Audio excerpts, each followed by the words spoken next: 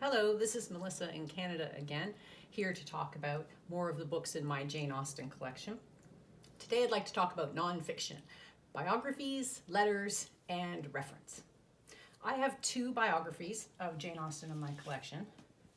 Jane Austen, A Life by Claire Tomalin was originally published in 1997, but I have here a 2012 paperback edition. This biography is largely structured around the people that Austen knew and events in her life, and it does do a great job of telling us all about her family. This biography I particularly enjoyed as it actually continues beyond Austen's passing in 1817 to discuss publication of her works after that and to discuss the remainder of the lives of her siblings. So I do highly recommend this one, and actually Jane Austen Life by Claire Tomalin is still regarded as one of the best biographies of Jane Austen.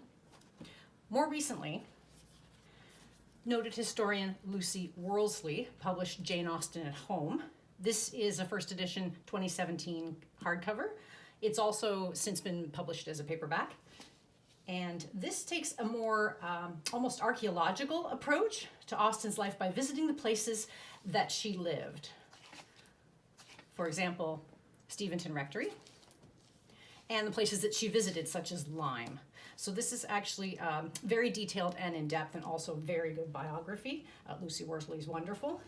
I also noticed that each of these biographies has inserted illustrations and photos.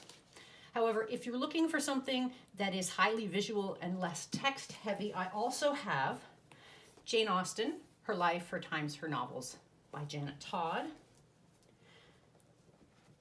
This one is highly illustrated and far less text heavy. It's a very beautiful book. It's been divided into specific periods of her life or works of hers or places that she lived. It was originally published, actually this is the first edition from 2019 that I have. And this is, again, a very beautiful book. I have one issue with this book, and it's that it refers to a couple of times the manuscript that became Northanger Abbey as Lady Susan. As we know, Lady Susan is the epistolary novella. The working title of the manuscript that later became the novel Northanger Abbey is actually just Susan. Aside from that, though, this is still a very beautiful book. As we know, Jane Austen was a prodigious letter writer, and over 150 of her letters and letter fragments survive. So here I have the illustrated letters of Jane Austen by Penelope Hughes Hallett. This is the original hardcover, the first edition hardcover from 2019. It has also since been published in paperback.